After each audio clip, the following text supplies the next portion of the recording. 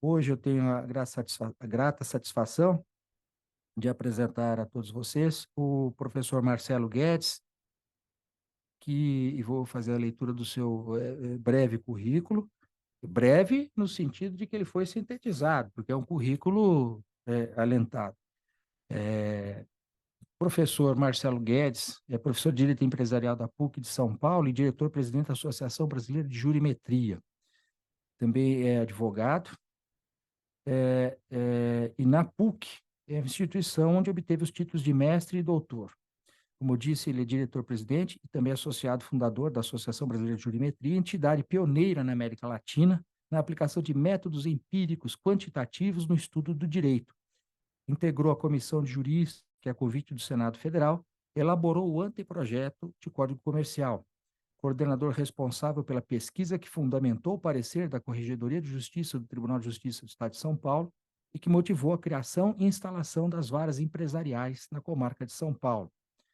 É coordenador do Observatório da Insolvência, do Observatório do Mercado de Capitais e do Observatório Societário, em conjunto com a PUC de São Paulo, e a Associação Brasileira das Companhias Abertas, a Brasca.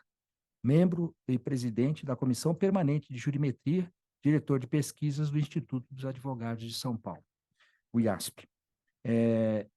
O professor Marcelo Guedes nos dará essa visão ampla da jurimetria e da sua importância, como eu disse no início, para o aprimoramento das instituições. E trará também alguns temas, alguns pontos de reflexão para como a jurimetria poderá contribuir para o aprimoramento da justiça, de uma geral, e da justiça federal em particular. Esse é o nosso propósito. E aí, então, nós, professor, a metodologia aqui, o senhor fica à vontade, nós temos até o meio-dia, então, para fazer a sua explanação, depois podemos fazer um breve intervalo e aí virão as perguntas do público que nos assiste, tá bom? Então, com isso, agradecendo a sua presença aqui, estamos muito honrados e sinta-se à vontade, sinta-se em sua casa e já lhe passo a palavra. Bom, Desculpe, só queria registrar aqui a presença da doutora Marcela Gazan, do nosso Marcelo Guerra, nossos queridos amigos juízes federais. bom dia a todos. Uma, uma satisfação estar aqui essa manhã com vocês. Eu gostaria de agradecer, na pessoa do desembargador federal, doutor Nino Toldo, o convite da IMAG, Terceira Região, para ter esse diálogo, vamos dizer assim, essa manhã com a magistratura federal a respeito desse assunto que me é tão caro, se confunde com a minha vida. E eu até, quando me apresentam, normalmente esse é o Marcelo, o pai do Guilherme, que é meu filho, ou é o cara da jurimetria também, muita gente fala, assim, então, assim, são as alcunhas que acompanham quando eu sou apresentado. Gostaria de cumprimentar também todos os nossos, a nossa audiência, e na pessoa até da doutora Marcele, querida amiga de longa data, uma honra contar com a sua presença aqui também. Doutor Marcelo Guerra, obrigado pela presença e todos os demais. E, enfim, já adentrando aqui um pouco no tema, né, jurimetria, então eu pensei, estava refletindo ao longo dessa última semana como melhor organizar essa apresentação. Nós temos, na Associação Brasileira de Jurimetria, 20 anos de pesquisa empírica aplicada. Eh, Posso, hã, sem titubear e sem medo, afirmar que esmagadora maioria das pesquisas feita em parceria com o Poder Judiciário. Então nós somos hoje, a entidade que mais, colaborou, por exemplo, com o CNJ, o Departamento de Pesquisas Judiciárias, na conclusão de pesquisas sobre diversos ramos. Quer dizer, a despeito do fato de eu ser um professor, na minha área de concentração é direito empresarial, as pesquisas que nós elaboramos passam por processo civil, questões relacionadas a direito penal, adoção, então a gente tem uma larga experiência, né. Mas seguindo até a orientação da própria escola, eu pensei em fazer uma abertura com uma introdução ao conceito, pouco da história da jurimetria, o que que ela é e como é que ela se situa dentro do conhecimento jurídico. Na verdade, por trás da jurimetria tem um problema epistemológico muito sério, que significa como a gente produz e lida com conhecimento no direito. E discutir alguns cases, vamos dizer assim, aplicados que, na segunda parte, que eu acho que podem, elucidar, eh, melhor o próprio conceito, né. Do ponto de vista filosófico, a gente tem quando você quer definir algo novo para uma pessoa, você quer apresentar uma definição, você tem várias estratégias, você pode definir de várias maneiras, por gênero e diferença, por exemplo. Se alguém pergunta o que é uma vaca, sei lá, o que que é um aí você fala: é um mamífero, né, que, enfim, nós nos alimentamos dele. Então você enquadra num gênero maior, depois diferencia dos demais, tal. Mas eu acho que a melhor forma de você definir um objeto que é completamente novo é a chamada definição ostensiva. Ou seja, nada como mostrar. Fala: "Ó, é isso aqui, é uma", né. Então, assim, quando a gente traz uma pesquisa, o problema que foi levantado, como nós planejamos a pesquisa, como ela foi aplicada, o que que nós conseguimos responder e o que que nós não conseguimos responder, porque tem isso, né. Eu acho que, essa é a estratégia que melhor ajuda vamos dizer assim, a construir o conceito de alguma coisa que, pode ser realmente nova para a maioria das pessoas. Então, eh, falando um pouco da jurimetria, eh eh, eu tenho uma formação anterior a direito, eu venho da ciência política, e quando eu fiz ciência política, eu passei no vestibular e eu queria estudar o fenômeno da sociedade da forma mais ampla possível. Então eu, dentro da Universidade de São Paulo, eu estudei desde antropologia, que é uma área das humanidades muito qualitativa. Então eles fazem o que eles chamam de, relatos de campo, né, o relato historiográfico, eles visitam as tribos e fazem relatos quali ali, até passando pela sociologia e pela ciência política. A ciência política é uma ciência social muito quantitativa, em especial por causa das eleições, pela contagem de votos, né. E também estudei economia na FEA. Eu fazia matérias, de economia na FEA. E eu tinha uma visão das ciências sociais muito clara para mim, que ela recortava certos aspectos da vida do convívio, havia diversas disciplinas relacionadas a cada uma delas, mas todas elas tinham, uma disciplina empírica quantitativa. Então, em algum momento, os pesquisadores e os professores, eles iam a campo para recolher dados a respeito de como a sociedade estava funcionando.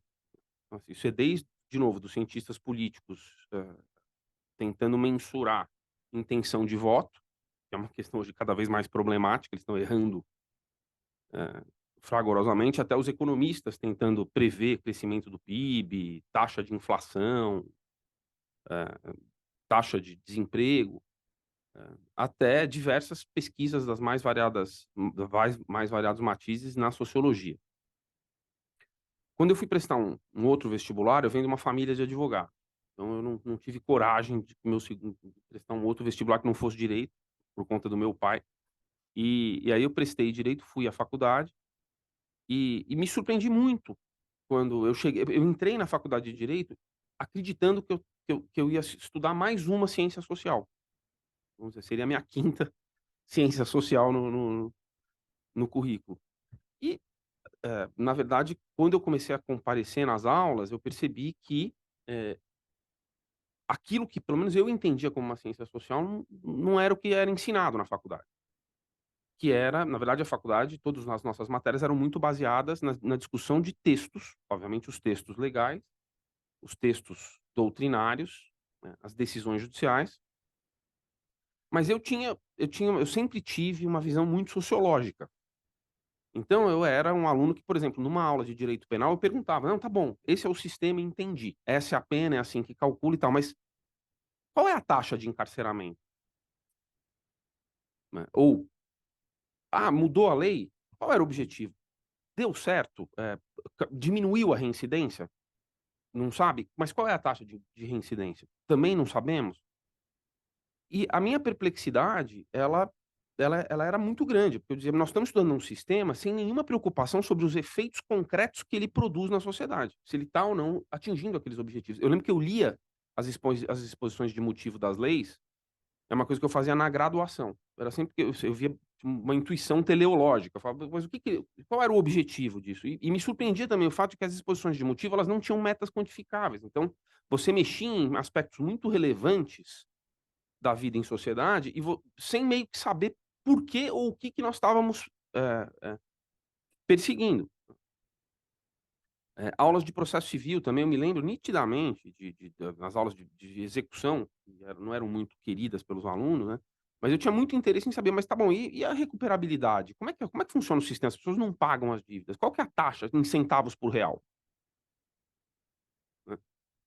E o retorno que eu tinha da docência em geral tinham duas naturezas, dois tipos de resposta que voltavam. Uma era, hã, essa pergunta não é jurídica. Né, então dizendo assim: "Isso não é direito, isso aí que você está perguntando, então não tem como". E a outra resposta era meio que às vezes até uma certa perplexidade que não era uma resposta de quem não tinha entendido propriamente assim, a pergunta. Então as pessoas falavam: "Mas por que que você quer saber isso?", né, devolviam a pergunta com outra pergunta. E quem se arriscava a responder normalmente dizia: "Não é direito, isso não é direito".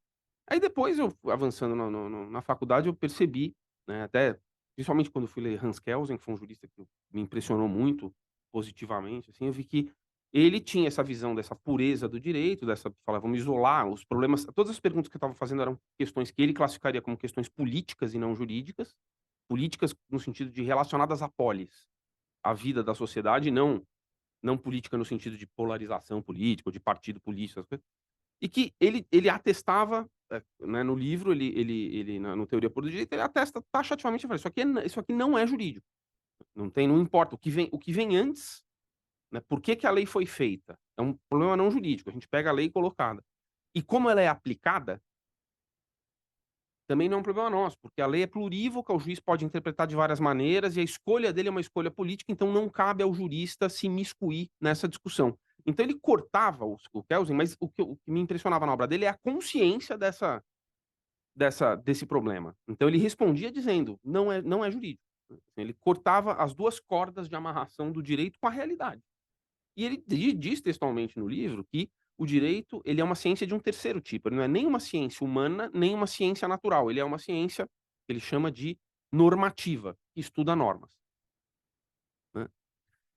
Então era a resposta e eu percebi que no fundo havia uma espécie de grande premissa oculta kelseniana em tudo que era ensinado no direito ao longo da faculdade. E, assim, para mim, aquela abordagem não era uma abordagem suficiente, assim, eu não pra eu seguir minha carreira acadêmica. Eu pensei, falei: "Ah, se eu tiver que estudar o direito dessa maneira, não é, assim, de maneira estéril ou desligada da sociedade, não me interessa", né. Eu sempre me espantava um pouco o fato de que as pesquisas lá na faculdade eram todas feitas dentro de bibliotecas. Eu sempre falo, como se as respostas para todas as perguntas que a academia faz já foram dadas para alguém, é só você achar o livro. Você fala: "Bom, então se já está no livro, por que que a gente está fazendo a pergunta de novo?". A academia a gente tem que proporcionar novos conhecimentos. E aí vem a ideia de jurimetria, que é, colocando dentro desse contexto, é uma ideia, vamos dizer assim, não é nova, longe disso, porque todas as ciências sociais têm uma disciplina empírica quantitativa aplicada, mas ela é uma ideia, num certo sentido, anti-kelseniana. A gente vai falar: "Não, vamos amarrar o direito na sociedade dos 2 lados de novo. Eu quero discutir problemas de lege ferenda, eu quero fazer avaliação de impacto regulatório, eu quero fazer avaliação de resultado regulatório de um lado, e de outro lado, eu quero estudar o comportamento dos tribunais". Né. E essa, a gente sabe que é o chamado realismo jurídico, né, de pessoas que entendem que no final, na ponta da ponta, né, o que o direito é, de fato, a sua última manifestação e a mais concreta dela são os juízes aplicando a lei, né. O resto, toda a construção do direito é uma construção teórica, é uma construção abstrata.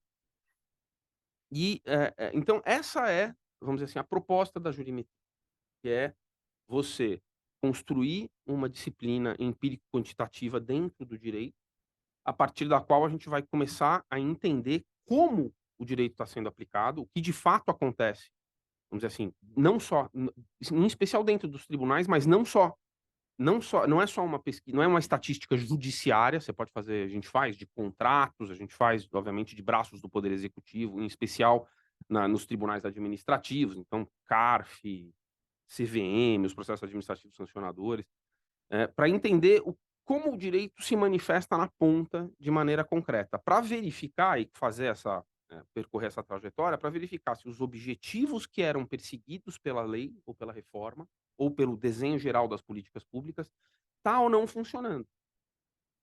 Essa é a base do conceito de jurimetria que, num certo sentido, é uma grande platitude. Se você fala, né, em outros braços das ciências humanas,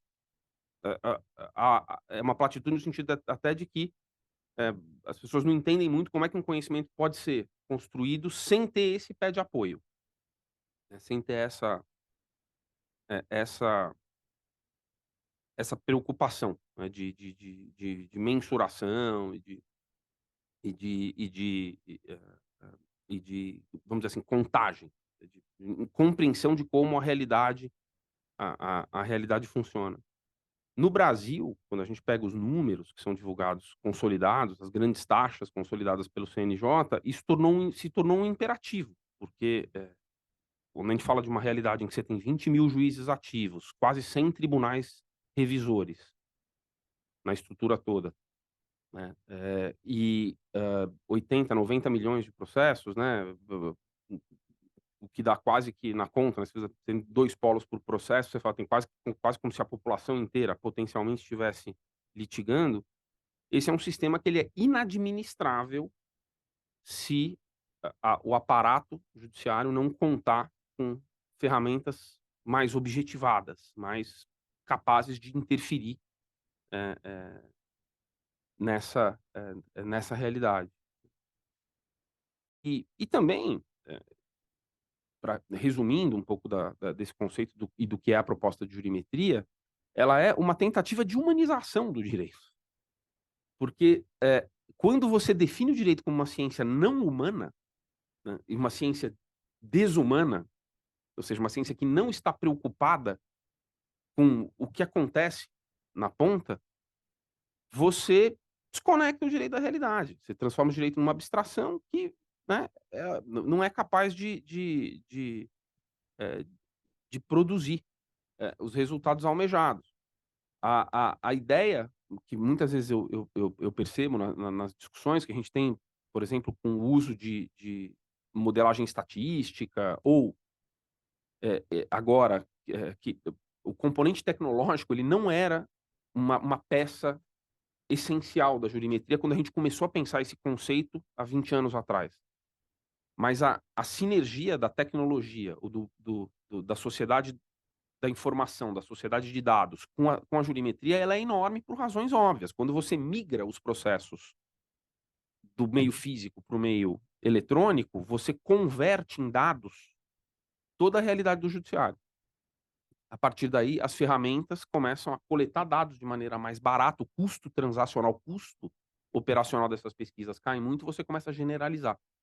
E por trás de todas as ferramentas, todas as legal techs, todos os robôs, do GPT-4, quando ele é aplicado com engenharia de prompt à linguagem jurídica, passando por qualquer processo, qualquer empresa dessas que faz raspagem de dados no tribunal para poder detectar citações, todas elas usam modelos jurimétricos por trás. Então, ela acabou, a jurimetria, num certo sentido, ela se amalgamou com a tecnologia, que foi um grande esteroide, vamos dizer assim, para poder propulsionar essa nova disciplina. Ela não integra, é perfeitamente possível da gente sentar e fazer um cálculo numa folha de papel, a lápis, a respeito de tudo. Agora é evidente, quando você tem big data, quando você tem um poder de uma calculabilidade muito maior, capacidade de fazer conta muito maior por trás, eh eh, a sofisticação que esses modelos atingem é enorme, né. E então, pra fazer um paralelo, né, e foi curioso isso, né, eu via a economia muito avançada nisso, a economia era uma disciplina do curso de direito no final do século XX, não tinha nem autonomia curricular. O curso de economia na USP tem, assim, acho que o Delfim Neto, por exemplo, tá vivo, se formou na terceira turma de economia, então era uma disciplina muito recente em relação aos cursos jurídicos que datam do Império, né, e são historicamente muito antigos. E hoje a economia ela ganha essa distinção que ela tem, o poder que ela tem na hora de formular políticas públicas, no meu ponto de vista, maior até do que os juristas, o economista roubou um pouco do nosso protagonismo, né, na definição de políticas públicas, por conta dessa visão que eles tiveram antecipada de que eles deveriam compreender a realidade e medir a realidade antes de interferir nessa realidade. E e e a E com isso, acho que a gente perde um certo protagonismo, mas a sociedade perde, porque os tribunais e a visão que o direito tem da sociedade, nós, operadores do direito que a gente tem da sociedade, a gente olha a sociedade por um ângulo muito particular, né, que é o ângulo daquilo que deu errado.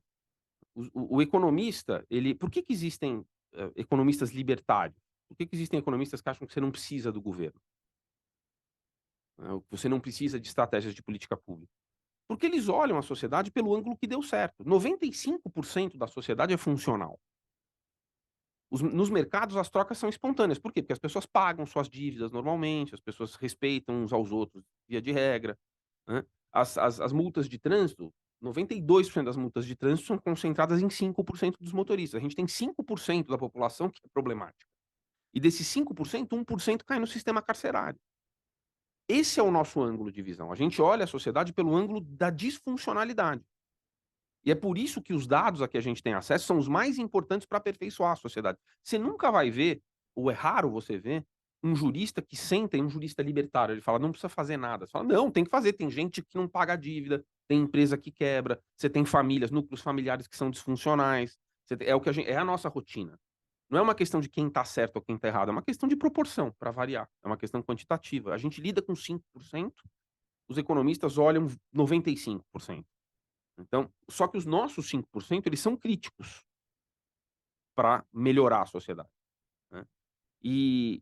Tanto que eu costumo dizer que isso, não é nem não é propriamente uma metáfora, a despeito de ser, mas é uma realidade que a gente enfrentou metodológica nos estudos que nós fazemos. De que o direito é uma medicina do convívio e que os tribunais são grandes hospitais. E as leis são medicamentos que são desenhados para poder dar conta dessas doenças do convívio. Você tem endemias processuais, você tem epidemias processuais. Para cada fenômeno desse, você tem uma maneira de reagir, do ponto de vista de política pública, né, mas você tem que mensurar e você tem que entender qual que é o grau de contaminação, como é que aquilo se expande. E e e e em sendo uma medicina do convívio, os métodos que nós usamos nas nossas pesquisas são métodos, da pesquisa médica. É muito interessante, a gente usa análise de sobrevivência para medir processo, tempo de processo, por exemplo, que é uma técnica estatística médica, né. A gente usa modelos de endemia e de epidemia para detectar a movimentação das ações dentro dos tribunais criar estratégias de reação para isso, né. Então, um exemplo para vocês, assim, eu não pra falar dos níveis, né, de que a gente chama de níveis de política pública. Hoje discute-se muito: "Ah, o Supremo invade a competência de não sei quem, porque isso é uma matéria legislativa", o que você fala: "Pô", quando você olha tem lá um problema, tem lá uma centena, milhares, às vezes dezenas de milhares ou centenas de milhares de ações, né. Sei lá, motorista de Uber é empregado para fins da CLT? Né. Então, esse é um caso concreto que está sendo discutido. Então, como é que funciona essas questões, né? O direito, ele tá pre ele as estruturas do direito, elas são preparadas para receber e os tribunais são preparados para receber esses males do convívio. E normalmente quando você tem uma nova relação social, isso gera disputas, as pessoas não têm, uma visão muito clara de quem está certo ou quem está errado, porque não tem lei tratando, não tem uma sinalização clara do sistema, e aí não é culpa do sistema. A sociedade, ela cria novas relações, o motorista de Uber é um caso de sala de aula, literalmente. Quer dizer, a CLT, quando ela foi escrita, ninguém podia imaginar que ia ter uma coisa chamada subordinação algorítmica, né. O sujeito não tem um patrão no sentido clássico, mas ele obedece a alguma coisa que está lá, né. Ele não tem aquela exclusividade, fala: "Ah, você poderia estar fazendo outra coisa?" Sim, mas não, porque o algoritmo também ele exige o cumprimento de metas que se ele não aderir, ele não consegue construir a renda mensal dele. Então, agora, como é que fica a subsunção? complicou. Então, assim, esses casos, eles são selecionados para ir para o judiciário exatamente por conta disso. Então o judiciário, ele é a fronteira que recebe essas, né, esse tipo de caso. E aí você tem diversas formas de reação. Você tem casos, eu lido com alguns, o direito comercial nesse ponto de vista ele é bastante chato, tedioso, porque são casos muito, muito, muito anômalos. Eu costumo brincar que são ornitorrincos jurídicos. É um bicho muito esquisito, que dá leite, tem ferrão e nada, né, e que não faz sentido você movimentar a máquina legislativa para criar uma lei para dar conta de um ou 2 casos que aparecem, que podem ser relevantes até economicamente ou financeiramente, mas não são socialmente relevantes. Então, os juízes têm autonomia para ir lá e decidir mesmo, né, assim, tem um non liquid lá, decide com base nos princípios, do jeito que você acha, pacifica.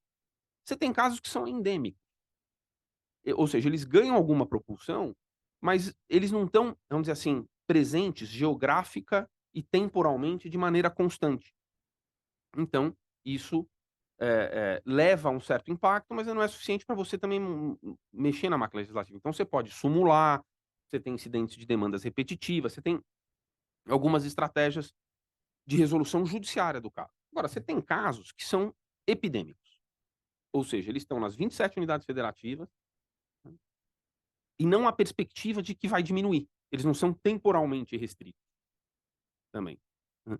E, nesses casos, de fato, o ideal seria que, obviamente, eles chegam no judiciário primeiro, o judiciário detecta essa anomalia e, seria necessário ou esperado dentro do sistema que aí sim o legislativo se manifestar.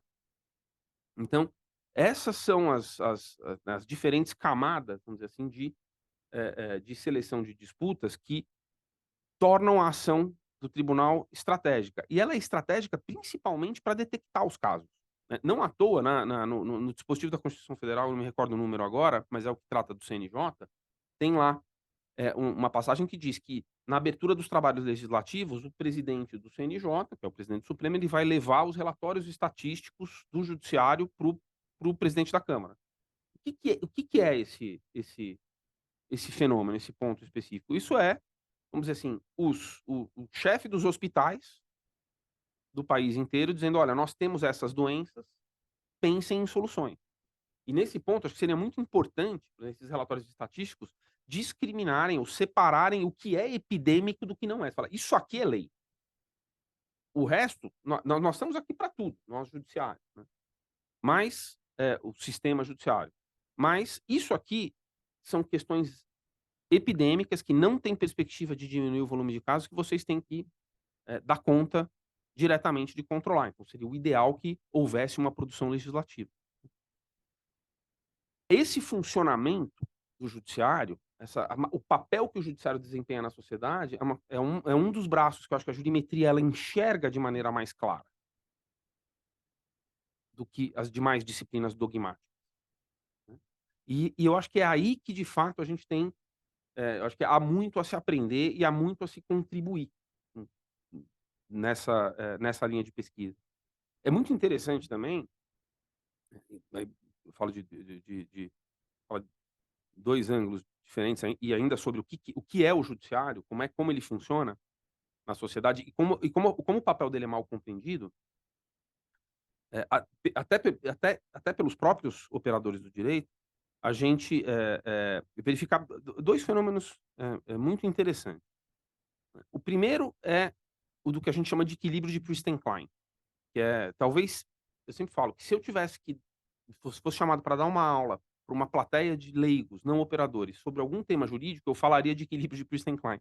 Eu acho que é um conceito que melhor explica o que é o judiciário, qual é o papel do judiciário e, consequentemente, qual é o papel da justiça, porque o judiciário é a manifestação visível do direito para as pessoas, né. A justiça é confundida e ela é associada diretamente ao judiciário, apesar de haver uma grande parte do funcionamento do direito que é não elicitada, ela é oculta. E aí eu explico.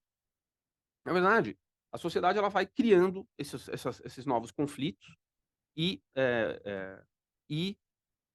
à medida em que eles vão aparecendo na sociedade, eles vão sendo resolvidos. E a esmagadora maioria dos conflitos, ela é espontaneamente resolvida. Ela é espontaneamente resolvida por quê? Porque as partes se autocompõem, porque o valor não é significativo, né. E por que tem autocomposição? Porque o valor não é significativo, porque as partes identificam rapidamente quem não tem razão, então é mais fácil de compor quando você tem uma sinalização clara.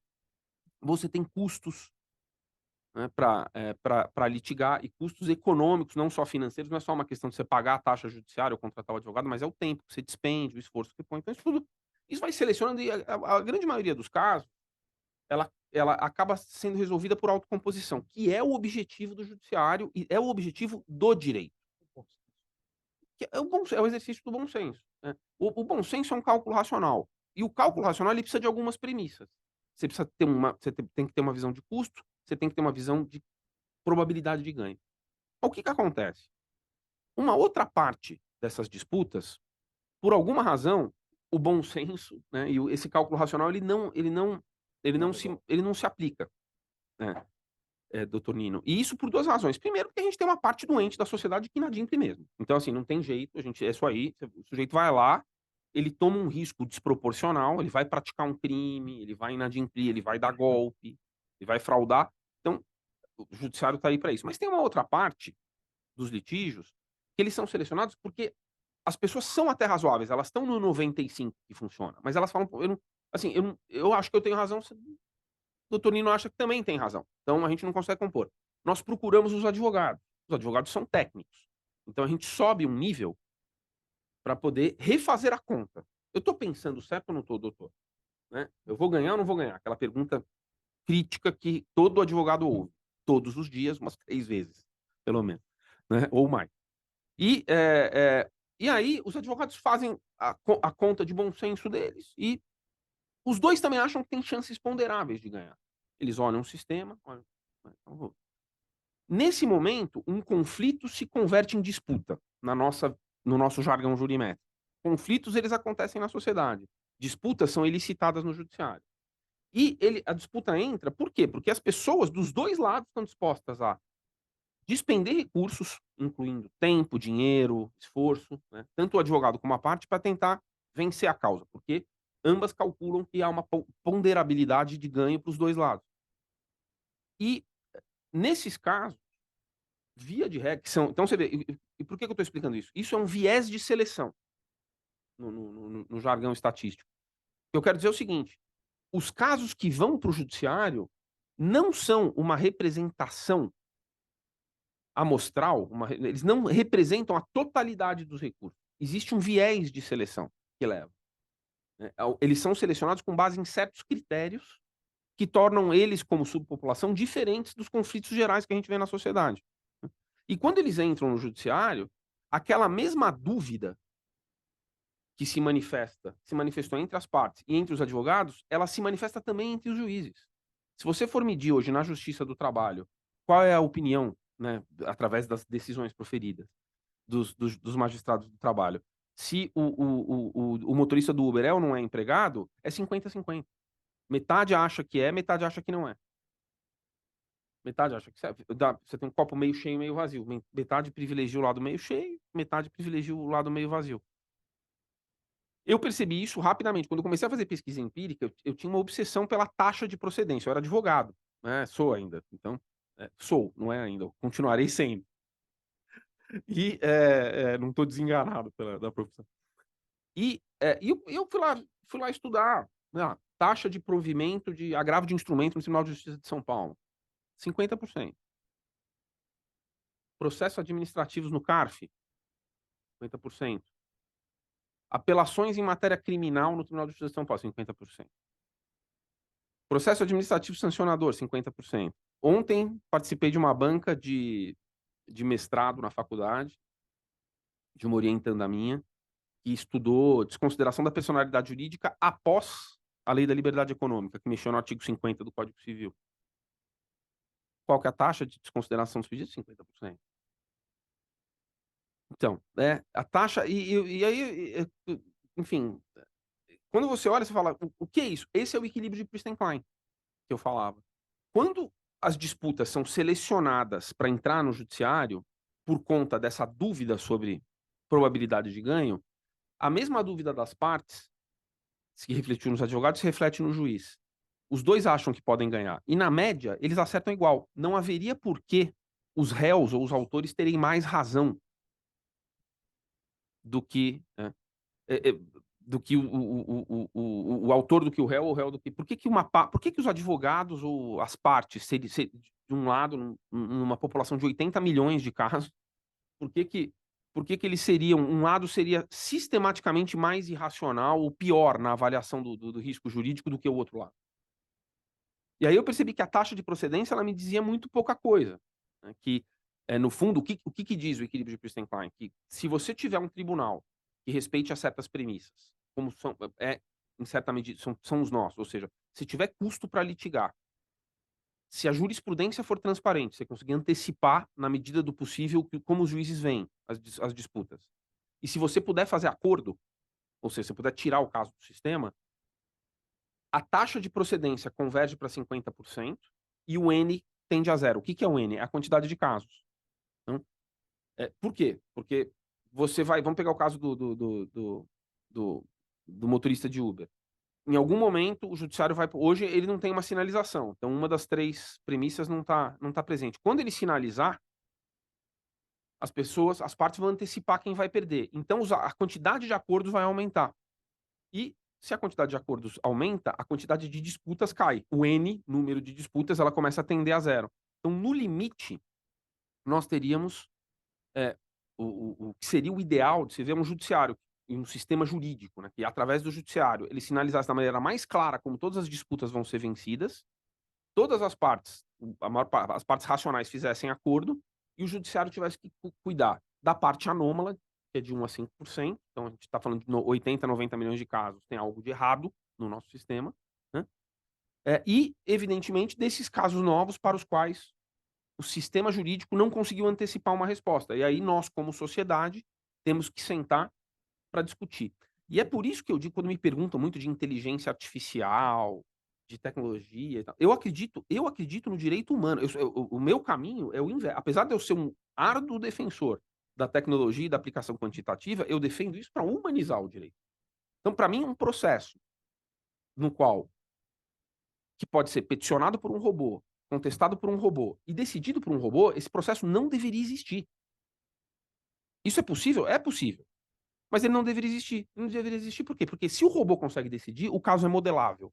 Se o caso é modelável, a decisão é antecipável. Se a decisão é antecipável, você fala, por que que as partes não entraram em acordo? Por que que você está perguntando para um robô uma coisa que a gente já sabe? Né? Então, a ideia toda muito do conceito da aplicação da tecnologia e do uso desses modelos que funcionam por trás da tecnologia é exatamente o de reduzir, vamos dizer assim, reduzir a quantidade de ruído, ou seja, fazer com que a gente consiga identificar os casos anômalos de maneira mais rápida, no judiciário, detectar as endemias e as epidemias processuais mais rapidamente, detectar o ponto em que essas discussões amadureceram, no sentido de que todos os argumentos foram decididos, todas as provas foram produzidas, a um ponto que a gente possa tomar uma decisão, mas a decisão não é de um robô, a decisão é política, porque o robô, ele bate cabeça, o robô dá 50% no modelo de Christenstein. Se você roda, né, em cima do judiciário, ele dá 50%. E aí tem uma descoberta que eu acho muito curiosa, porque a gente fala muito de segurança jurídica, né? E, e, e da necessidade de você ter previsibilidade, o que é exatamente esse o ponto, mas não é no judiciário que você vai achar. Não adianta você tentar procurar segurança jurídica no judiciário, por quê? Porque o judiciário é uma máquina que se alimenta de incerteza. A gente só está aqui, e quando eu falo no judiciário, quero deixar claro que eu não estou falando dos juízes, eu estou falando dos operadores do direito envolvidos no funcionamento dos tribunais, o que inclui, obviamente, os advogados, os promotores, né, os servidores, todo mundo. A gente está aqui para cuidar da parte não respondida do direito. Então você não vai achar a segurança jurídica nesse sentido no judiciário. O judiciário ele vai detectar. A primeira função dele é detectar a incerteza. E ele citar, falar, existe uma incerteza, tem juízes decidindo A e tem juízes decidindo B. As duas correntes, que a gente sempre quando entra na faculdade, o pessoal brinca, né? Todo mundo já ouviu essa pessoa falar, para toda resposta tem para toda pergunta tem 2 respostas. O direito, mas fala, não é porque é uma bagunça, porque as perguntas que já foram respondidas, elas saem da pauta. E o que fica conosco são as perguntas, os hard cases, supostamente, deveria ser, né? Se não está funcionando assim, a gente tem que mexer nos estertores do judiciário para que, para que ele passe a funcionar assim. E isso tudo a gente faz, a gente consegue enxergar através da mensuração. Quer dizer, você não, né, esses equilíbrios, essas dinâmicas, e as estratégias que a gente tem para poder detectar as incertezas e convergir rapidamente, o mais rapidamente possível, não convergir de forma irresponsável para uma resposta irrefletida ou não discutida, o suficiente, mas para que a gente possa fazer essa detecção e essa conversão, é muito importante você ter ferramentas que detectem as endemias, detectem as epidemias, né, e consigam nos auxiliar a construir, essas respostas o mais rapidamente possível, né. E então, esse é um conceito que eu acho me parece muito importante de Pristin Klein, porque ele consegue congregar toda uma visão sociológica mesmo, de como a sociedade gera conflitos, de como esses conflitos são selecionados para ir para o judiciário e por que que nós estamos aqui, o que que é, né, então, assim, não adianta reclamar dos advogados, porque eles defendem os 2 lados, não adianta reclamar dos juízes, porque existem 2 correntes jurisprudenciais, né. Nós essa é a essência da nossa função. E aí, a gente abre uma discussão muito interessante sobre, tá, mas tá entendido, mas o que que a gente pode fazer? Então a insegurança é algo presente, a gente tem que vamos ter que a conviver com ela? Sim. Em princípio, num primeiro no a primeira parte da resposta é sim. A incerteza tem um papel muito importante. A gente só existe porque existem questões não respondidas pelo direito. Essa é a função do sistema, a função do sistema é detectar essas questões. Mas indo adiante, você fala: "Tá, mas existem melhores maneiras da gente lidar com essa insegurança?" Existem. Como? Administração judiciária, né. Então, eu vou falar de duas abordagens, as quais eu participei, que acho que são interessantes, uma são 2 fenômenos, uma é de, polarização de tribunais e a outra de especialização, né. Até o doutor Nino, quando leu o currículo aqui, falou do parecer que a gente fez, que a gente ajuda. Eu participei, inclusive, de uma discussão sobre o que que seria uma estratégia de especialização nacional na visão do Poder Judiciário. Quais seriam na visão do CNJ, quais seriam os critérios ou a lógica por trás da especialização? O doutor Nino, a gente conversava aqui no café, rapidamente, e a questão colocada é: poxa, como que a especialização não é um remédio para tudo. Assim, ela funciona em alguns casos, em outros não. Como é que seria o desenho de uma política de especialização? Essa é uma questão. E uma outra questão é que a gente chama de polarização dos tribunais, que é um fenômeno muito interessante, e que eu vou contar como eu detectei essa polarização. Quando teve a discussão do início do cumprimento da pena em segunda instância, no STF, muitas entidades nos procuraram para discutir o tema, porque havia lá, uma série de argumentos, em especial voltados para as taxas de procedência dos recursos, né, dizendo: "Olha, começa a cumprir porque a taxa de procedência é muito baixa". Aí quando você fala taxas de procedência muito baixas, eu já acho estranho. Você fala, ou alguma das premissas de Pristin-Klein não está funcionando, né, ou talvez a taxa não seja tão baixa assim, mas tudo bem. A lógica por trás, faz todo sentido, a preocupação, porque se você tem uma taxa de reforma muito alta, isso significa que você vai começar a iniciar o cumprimento de pena de pessoas que depois vão ser potencialmente consideradas inocentes. Você vai reverter o que é, obviamente, uma injustiça e a gente não quer, esse não é o caminho. Então, uma das justificativas para você ter início de cumprimento de pena em segunda instância é taxas de procedência baixa. Aí quando nos perguntaram, eu falei: "Bom, vamos medir, vamos ver o sistema como um todo, né, como é que funciona da primeira até a última instância, e vamos ver como é que essas taxas vão se comportando, e se elas forem muito baixas lá em cima, a pergunta é por que que as pessoas continuam entrando com esses recursos? E porque não deveriam entrar, racionalmente não seria, ou o custo é muito baixo, ou elas não estão lendo os precedentes adequadamente, tem alguma coisa errada funcionando. Toda vez que você olha e você fala: tem uma ação que a taxa de procedência dela é 5%, um recurso que é provido em 5% dos casos, é mais ou menos como se visse uma pessoa batendo com a cabeça contra a parede e você falasse: "Mas por que que ela está fazendo isso? Por que que ela está tentando passar por uma barreira intransponível?", né. Mas eu falei: "Vamos medir os resultados". Aí a gente começou pela base. Então a gente pegou réus condenados em primeira instância, apelações para as 14 câmaras criminais do TJ São Paulo, né. Vamos olhar a taxa de procedência. Qual é a taxa de procedência? 48%, lembra? Juiz tem 40. Tá lá. Mas aí, o que chamou a atenção nesse elemento foi o seguinte: quando a gente quebrava por câmara, porque assim, a taxa ela é um agregado. Quando a gente olhava câmara por câmara, havia uma elevada assimetria.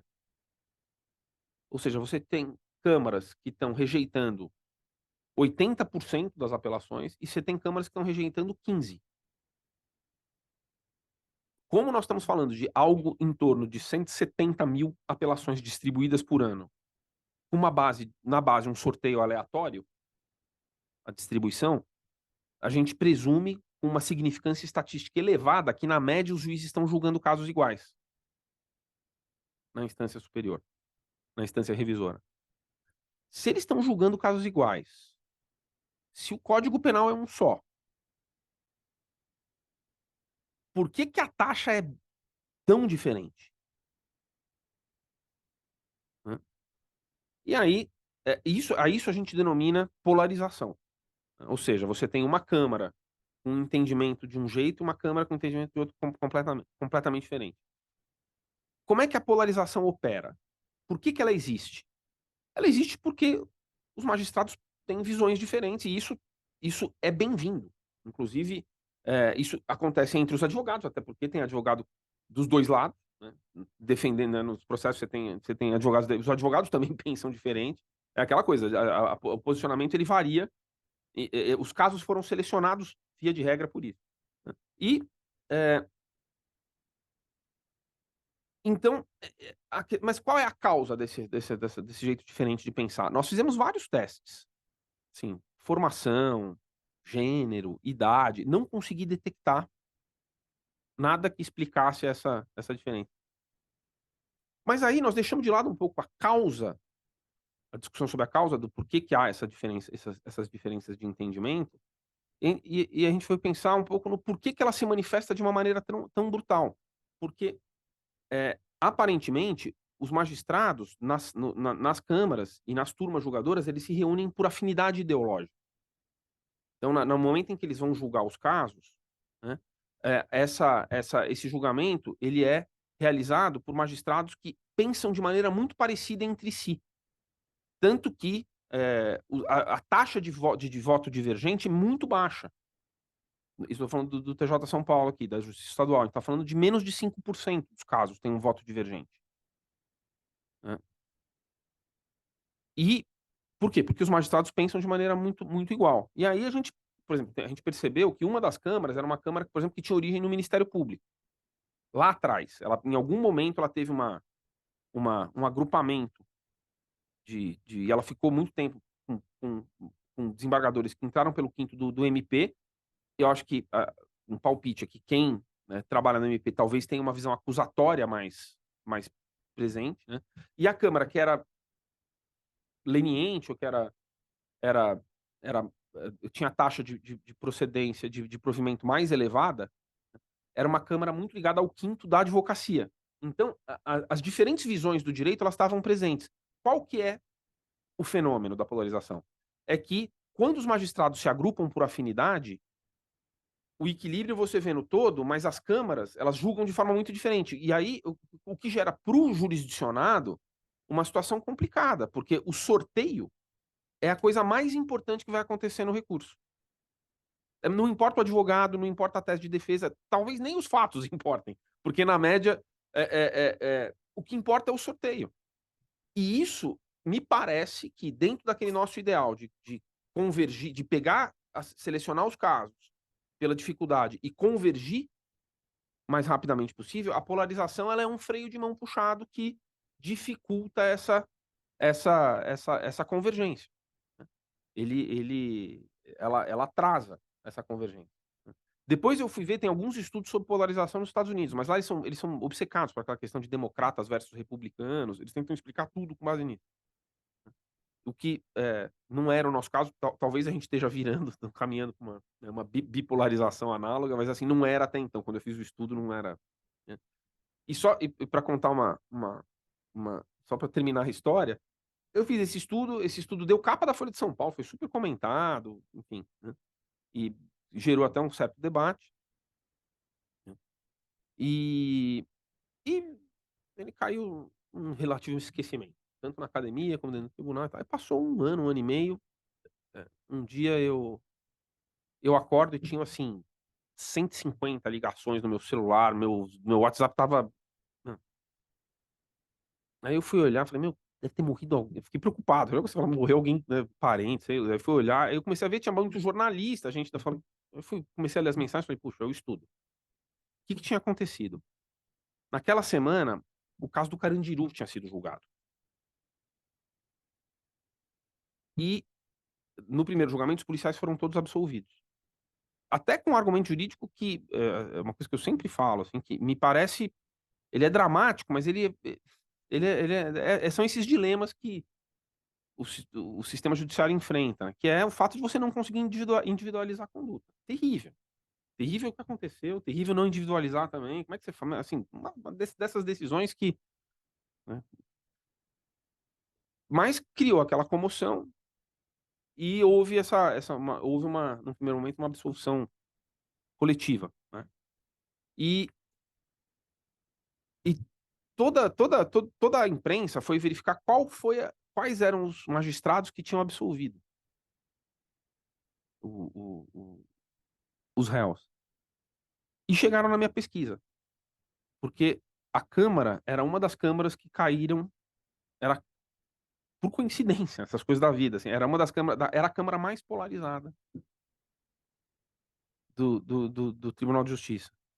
Aí eu pergunto pra vocês, qual foi a Câmara? A Câmara foi a Câmara que era a Câmara que rejeitava as apelações ou a Câmara que provia as apelações? Porque no caso eles foram condenados, né, e ao eles foram condenados em primeira instância, apelaram e a apelação foi provida. Então eu pensei, falei: "Pô, eles deram sorte no sorteio e caíram na Câmara que provê todos os recursos". Falei: "Não, eles caíram na Câmara que improvê todos", porque aí depois eu revi, falei: "Lógico". Falei: "Um dos fatores é que é uma Câmara que tem uma visão, punitiva do direito, né, dá ênfase a essa visão punitiva". Porque as 2 visões são importantes. Quando a gente fala que você tem uma parcela da população que eh, tem uma propensão natural, estável, né, a cometer ilícitos, eu lembro de eu estudando na faculdade de sociologia, eu lendo Emile Durkheim, que é um sociólogo que o estudo dele era sobre ele definindo o fato social e estudando suicídio. E ele dizia o seguinte, ele fala: "O que que é o fato social?" Ele fala: "Olha, cada pessoa que se mata, que tira a própria vida, ela tem uma razão muito íntima, às vezes inconfessável para fazer isso. É um fenômeno individualíssimo que move cada um. No entanto, as taxas de suicídio são constantes. E elas são diferentes em cada sociedade.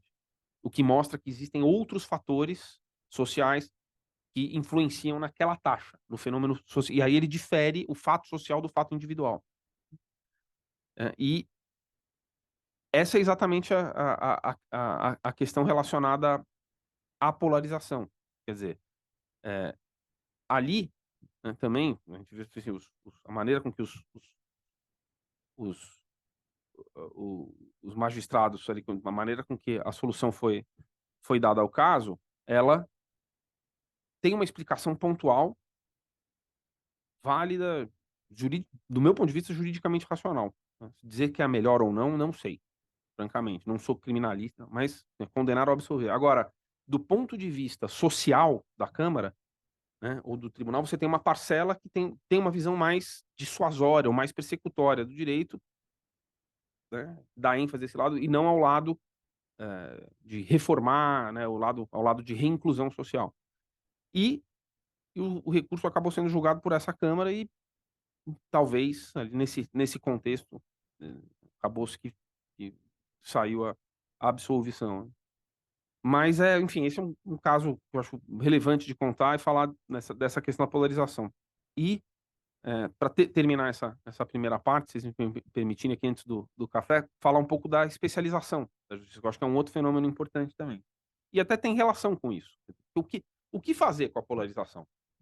Era a pergunta que todo mundo me fazia. "Pô, mas e aí, como é que você faz?" Olha, vamos falar aqui abstratamente. Você pode aleatorizar os magistrados, você pode misturar todo mundo. O que vai acontecer se misturar todo mundo? Não tenho dúvida, a taxa vai convergir para 50%, só que o sistema como um todo vai ficar muito mais ineficiente, porque a quantidade de votos divergentes vai aumentar, não sei para quanto, mas vai sair de 4 e vai para, sei lá, 15, 20%.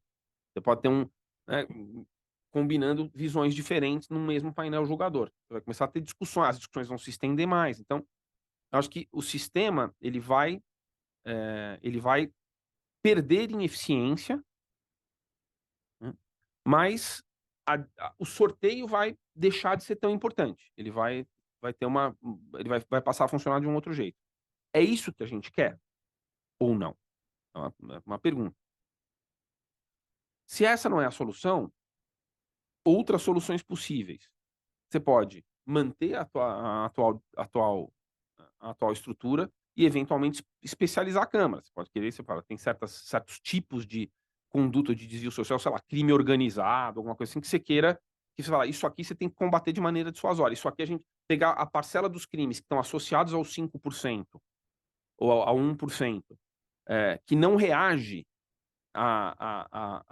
aos sinais de readaptação que o direito dá, e colocar nas câmaras mais duras. Especializar as câmaras mais duras em combate ao crime organizado, tráfico, sei lá, daí a gente teria que fazer um estudo para verificar o que seria isso. E deixar as demais voltadas para condutas em que haja uma maior aderência. Mas aqui também você tem uma discussão por trás muito complicada, do ponto de vista principiológico, de funcionalidade do direito, né. E aí chega a questão da especialização. Quer dizer, essa seria uma uma uma justificativa plausível, racional, legal, constitucional para você especializar? Pegar as câmaras e falar: "Eu quero punir de maneira mais dissuasória ou mais dura certos tipos de crime do que outros", né, e jogar lá nas câmaras. Difícil, assim, é começa a virar um modelo meio chinês, assim, de de de combate à criminalidade. E então, mas aí vem a pergunta, você fala: o que é quais são as razões para você especializar, uma vara. E eu tive, a oportunidade de trabalhar em diversos projetos relacionados à especialização projetos voltados para a administração judiciária. Por exemplo, aqui no Tribunal de Justiça de São Paulo, quando o Manuel Pereira Calças assumiu a presidência, o professor Manuel é um querido amigo e colega de departamento na faculdade, ele me ligou e falou: "Marcelo, vem aqui que a gente vai andar, tem um projeto para dividir contigo". Daí eu fui, né, imediatamente, cheguei lá, ele estava com um grupo de juízes preparadíssimos, doutor Ayrton, Renata Mota, que depois foram para as varas especializadas.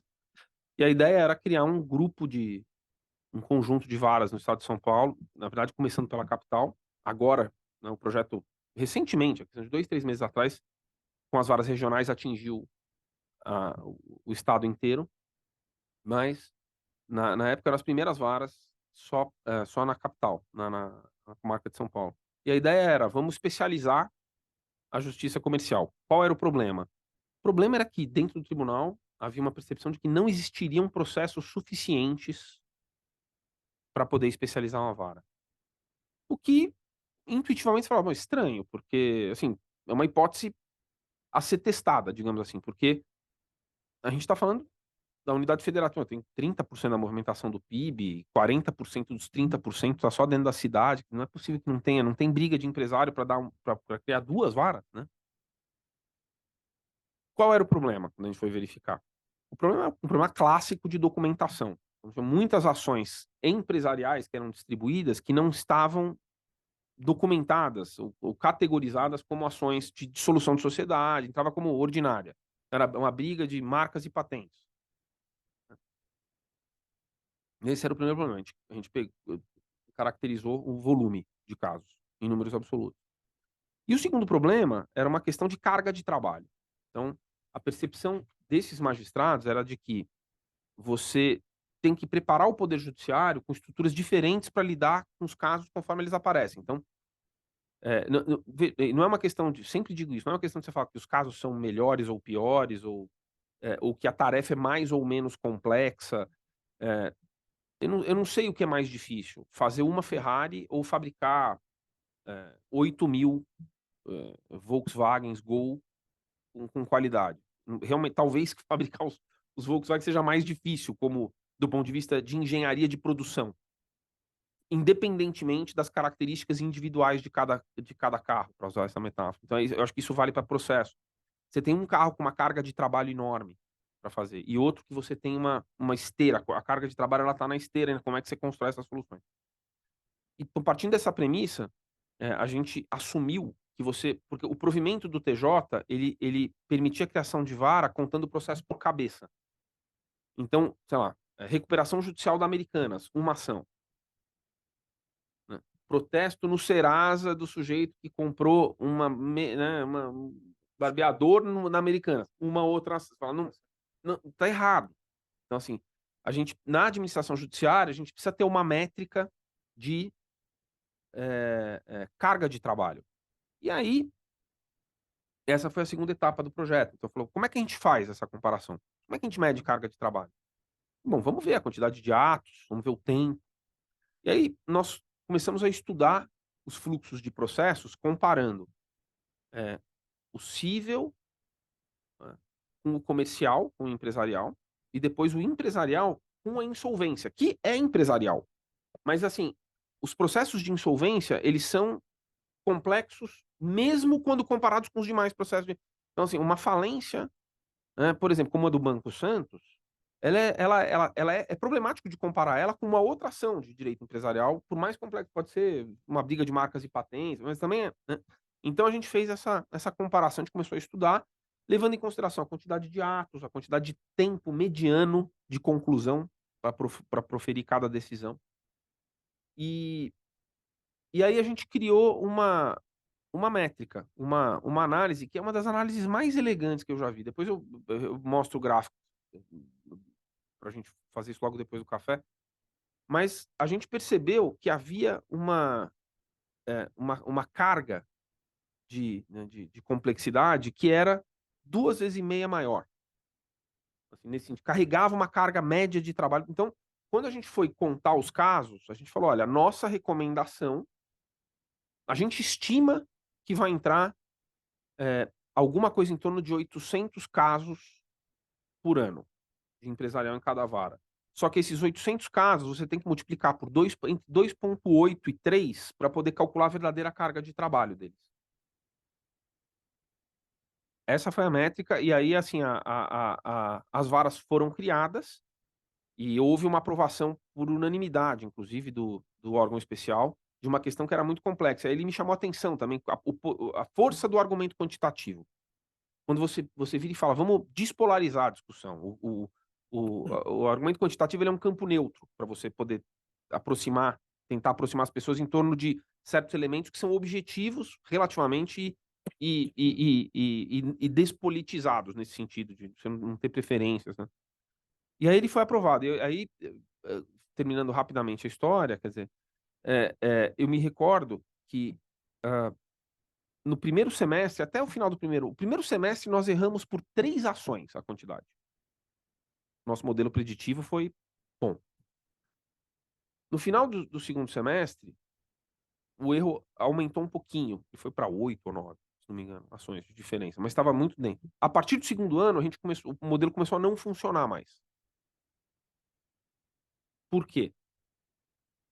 Foi quando eu aprendi uma coisa que a gente chama 2 nomes que nasceram daí. A carga de trabalho, né, eh, que a gente calculou. Eu lembro que eu saí para almoçar uma vez no laboratório, e aí eu voltei, e tava lá o pessoal do laboratório conversando internamente, e aí tinha um desenho e aí o Hugo, que era um engenheiro de produção que trabalhou com a gente no projeto. Ele falava assim: "Não, porque a viscosidade desse processo aqui", eu falei: "Mas", falou o quê? Ele falou: "A viscosidade". Eu falei: "Viscosidade?". Aí ele falou: crédito ao Hugo. Aí ele falou assim: "Não, é porque pensa assim, Marcelo, assim, pensa no judiciário como um grande conjunto de vasos comunicantes. É uma tubulação, tá? E aí tem água fria, tem água quente. Quando você reforma uma casa, você não mistura água fria com água quente. Não fica ruim, né? Você não consegue. Então, mas imagina que é uma fábrica. Então tem tubo de gás, de alta pressão, que é a falência, tem tubo de óleo e tem tubo de água. E então, assim, e por que você constrói tubos diferentes? Porque a viscosidade é diferente. Então a gente tá. Uma coisa, ele falou assim, era o atrito institucional. Então, assim, você tem cartórios melhores ou piores. Tem que medir isso, ver o que fazer. Tá? Mas é uma resistência externa ao andamento do processo. Mas existe uma estrutura íntima do processo que determina se ele vai andar mais rápido ou mais devagar. É que nem você pegar um copo de mel e um copo de água. Se eu viro os dois de ponta cabeça, a água cai na hora, o mel. Tem alguma coisa segurando o mel? Não, é ele mesmo. É a própria. Isso é a viscosidade. Eu falei, tá, entendi. E aí, a partir daí, foi pro parecer da corregedoria a expressão. No final, entrou lá. Essa foi a primeira coisa e isso é muito bonito da ciência, um dos traços da ciência verdadeira é que quando você está realmente discutindo alguma coisa no limite de uma fronteira do conhecimento, o seu vocabulário não é suficiente para expressar o que você está vendo. Então você tem que pegar palavras emprestadas de outras áreas. Não à toa a economia fala em elasticidade da demanda, ou densidade de preço. Eles tiveram essa mesma coisa que aconteceu com a gente agora. Ele olha para um fenômeno e fala: como é que eu vou chamar isso? E o segundo fenômeno foi o de que o meu modelo, a partir do segundo ano, ele começou a não funcionar. O modelo preditivo, eu tinha um orgulho, eu ia dar palestra durante 12 meses, falava, errei por 3. Não sei o que, né? Não tem nada. Ciência, nada como você fazer uma previsão acertada. Né? Aí, assim, fiquei menos, vamos dizer assim, corajoso a partir do segundo ano que meu modelo começou a pipocar. Daí eu falei, o que está acontecendo? Né? E aí eu percebi uma coisa também que depois fica óbvia, que chama gravitação jurisdicional. Quando você cria uma unidade judiciária muito eficiente, ela atrai mais casos. Então, os advogados, as partes olham e falam, agora dá para saber o resultado e eles decidem mais rápido. Aquela ação de dissolução de sociedade com apuração de haveres, que o advogado falou, isso aí leva 10 anos, não faço ideia. Que ele não entrava, ele fala, se você decide em 10 meses, você começa a entrar. E aí começou a duplicar o volume judiciário da vara. E me deu vergonha. Eu falei, como é que eu não sabia? Isso eu preciso incluir no meu. Agora, toda vez que a gente fala em especialização, a gente leva isso em Isso consideração. aconteceu nos juizados especiais federais. Exatamente. Então, essas são as questões que são relevantes. Então, assim, a gravitação, né, e a viscosidade são relevantes. E agora a gente está levando em consideração a viscosidade. Tem um grande projeto de desjudicialização das execuções, também que eu quero falar, mas talvez seja o caso a gente falar depois do café pelo horário, não sei, doutor Nino. O nosso presidente aqui que comanda, Não, eu estou à disposição de vocês. eu estou prestando atenção. Tá bom, né? O tema é instigante, é muito importante. Vamos fazer um breakzinho. Eu aqui fiz umas anotações, mas está naquela, né? Tentando. Há pouco, 5 minutos atrás, eu e Jesus Cristo entendíamos. Agora acho que só Jesus Cristo. Mas eu vou tentar aqui, eu tenho algumas observações a fazer, quero provocar o debate, mas não sei se eu faço agora ou deixo o suspense para a gente fazer daqui a 5 minutos. Vamos fazer daqui a 5 minutos? Aí a gente sistematiza, aí o pessoal também que está nos assistindo pode ir lá tomar uma aguinha e a gente já retoma.